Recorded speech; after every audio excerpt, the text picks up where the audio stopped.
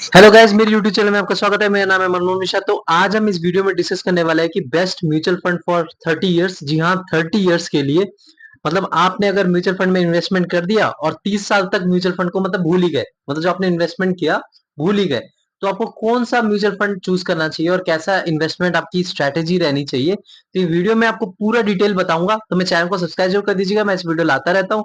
चलिए शुरू करते हैं। सबसे पहले मैं आपको बताता हूँ, जब टाइम फ्रेम की देखिए, आपने टाइम फ्रेम दे दिया कि 30 साल, तो 30 साल बहुत ज्यादा साल होते हैं, मतलब बहुत ज्यादा होता है। तो इसलिए इस सिचुएशन में आप बहुत ही, आपके पास बहुत अच्छा खासा टाइम है कि आप एक अच्छा खासा म्यूचुअल फंड को सिलेक्ट कर सकते हैं, अच्छा खासा आप इन्वेस्टमेंट भी कर सकते हैं, अच्छा खासा आप रिटर्न भी जनरेट कर सकते हैं। तो आपको मैं यहाँ पे पहले कैटेगरीज के बारे में बताने वाला हूँ। उसके बाद मैं आपको यहाँ पे वो कैटेगरीज में कितना टाइम फ्रेम होना चाहिए, उसके बाद आपका इन्वेस्टमेंट होना चाहिए, तभी आपको इतना खासा इतना रिटर्न मिल सकता है। और आप उसके बाद आप ये 30 साल की हम प्लानिंग भी करके मैं आपको प्लानिंग करके भी बताऊंगा। तो चलिए वीडियो शुरू करते हैं। सबसे पहले मैं आपको बता दूं कि जो म्यूचुअल फंड में यहाँ पे कैटेगरीज होती है, इसमें बहुत सारी कैटेगरीज होती है, लेकिन जो मेन कैटेगरीज होती है वो मैं आपको थोड़ा डिस्कस करके बता देता हूँ। लेकिन मैं ऐसे आपको नहीं बताता, मैं आपको नीचे से शुरू करके बताता हूँ। सबसे पहले मैं आपको स्मॉल कैप फंड के बारे में बताता हूँ। देखिए, अगर आपके पास 10 से 15 साल का टाइम फ्रेम है तो आप स्मॉल कैप म्यूचुअल फंड में इन्वेस्टमेंट कर सकते हैं। तो ये जो लॉन्ग टाइम फ्रेम में आपको, अगर आप मतलब बीच में, मैं तभी कहता हूँ म्यूचुअल फंड में आप बेकार का पैसा लगाइए। अगर आपको इमरजेंसी कैश चाहिए, वो पैसा आप बिल्कुल भी म्यूचुअल फंड में मत लगाइए।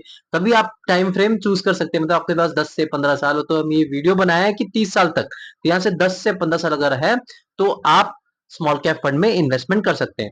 अगर आपके पास टाइम फ्रेम 7 से 10 साल तक है तो आप मिड कैप म्यूचुअल फंड में इन्वेस्टमेंट कर सकते हैं। अगर आपके पास टाइम फ्रेम 5 से 7 साल के बीच में है तो आप लार्ज कैप म्यूचुअल फंड में इन्वेस्टमेंट कर सकते हैं।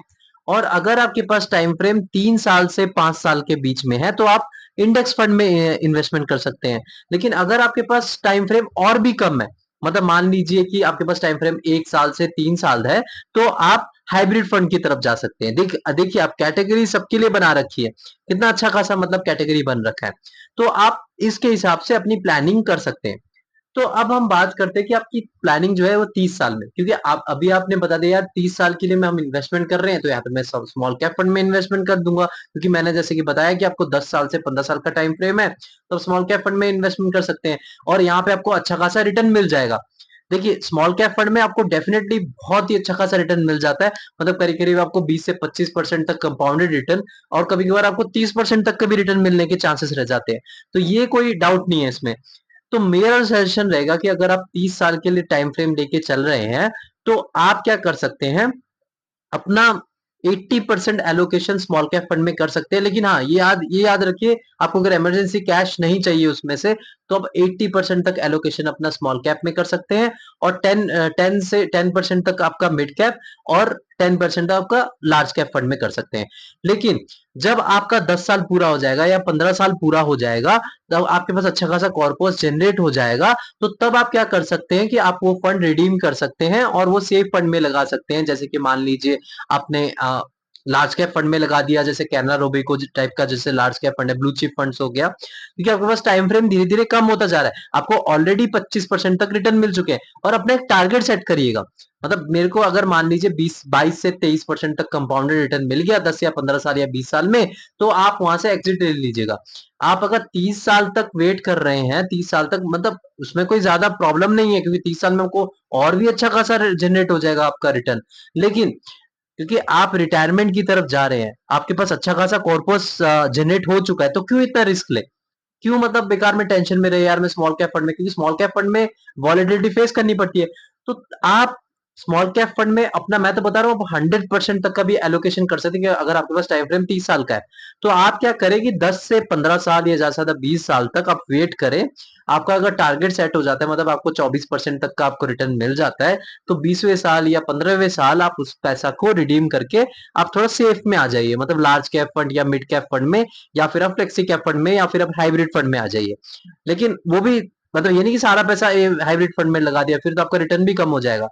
आप उसमें डाइवर्सिफाई करके लगा सकते हैं, क्योंकि मैंने आपको स्टार्टिंग में इसलिए बोला क्योंकि आपके पास टाइम फ्रेम बहुत अच्छा खासा है, तो आप अच्छा खासा मतलब रिटर्न जनरेट कर सकते हैं। तो क्यों बेकार में यार, मतलब थोड़ा बहुत रिस्क ले लीजिए।